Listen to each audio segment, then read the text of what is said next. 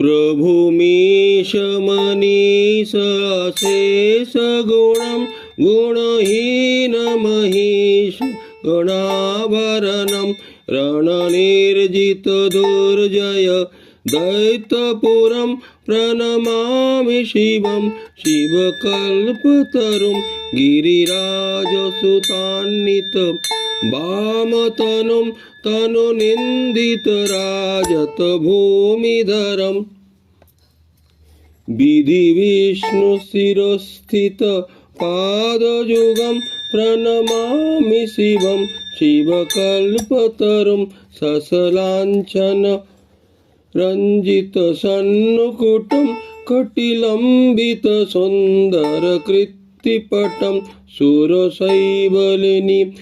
कृतपूतजटं प्रणमामि शिवं शिवकल्पतरुं नयनत्रयभूषित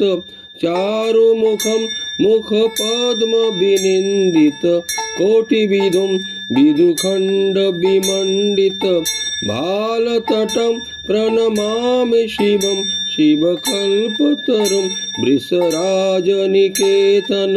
मादिगुरं गरलासनमार्तिविनाशकरं वरदाभयशूलविशानधरं प्रणमामि शिवं शिवकल्पतरुं मकरध्वजमत्तमतङ्गहरं करिचर्मविलास विशेषकरं स्फुरद्भुतकीकस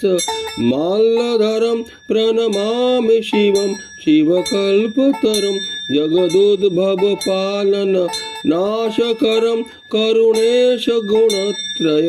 रूपधरं प्रियमाधव साधु जनैकगतिं प्रणमामि शिवं शिवकल्पतरुं प्रमथाधिपसेवक